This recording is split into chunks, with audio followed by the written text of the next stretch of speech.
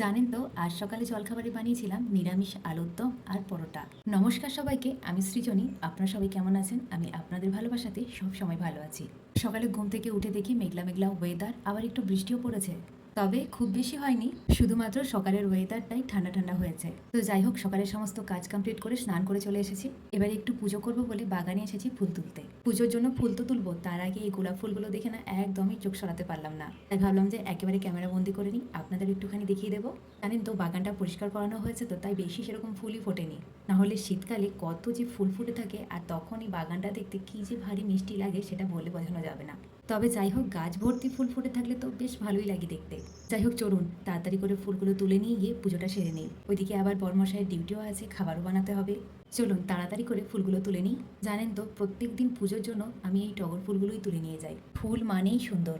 আপনি যেই কালারেরই ফুল তুলে নিয়ে যান না কেন পুজোর জন্য, ভগবানের পায়ে দিলে না সব ফুল দেখতেই না বেশ সুন্দরই লাগে। যাই হোক, চলুন তাড়াতাড়ি করে পুজোটাও কমপ্লিট করে নিয়েছি। এবারে এলাম রান্নাঘরে। বলেছিলাম না সকালে হালকা হালকা বৃষ্টি পড়েছে আর ঠান্ডা ঠান্ডা ওয়েদার করেছে, আর এই ঠান্ডা ওয়েদারে একটা খাবারই মাথায় এসেছে, পরোটা আর আলুর দম। আর তারপরে আজ হলো জ্যৈষ্ঠ মাসের লাস্ট মঙ্গলবার। আজ মঙ্গলচণ্ডী মায়ের বারও রয়েছে। আমিও কিন্তু বিয়ের পর থেকে মঙ্গলচণ্ডী মায়ের বার করি। তাই আজকে সমস্ত রান্নাবান্না কমপ্লিট করে, কাজ কমপ্লিট করে একটু মন্দিরে যাব পুজো দিতে। যেহেতু আজকে বার করেছি তাই আজকে আর ভাত খাবো না।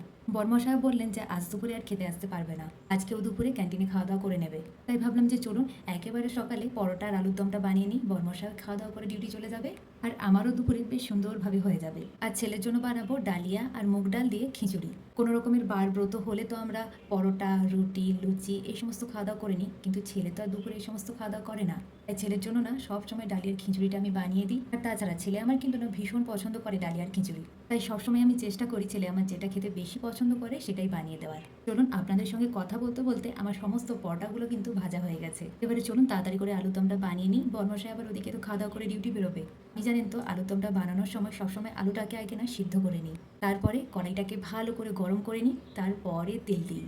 আর তারপরে সেদ্ধ করা আলুটাকে দিয়ে দিলে না অতটা সহজে কড়াইয়ের মধ্যে জড়িয়ে যায় না। তবে অবশ্য যে কোনো জিনিস যদি ভালো করে আপনি কষে নেন না, খুব সুন্দর লাগে খেতে।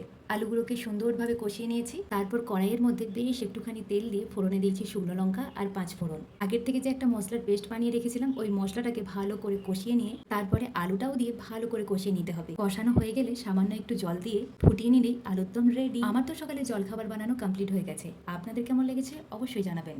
আজকের মতো এই পর্যন্তই। সবাই খুব ভালো থাকবেন। আজকের মতো টাটা।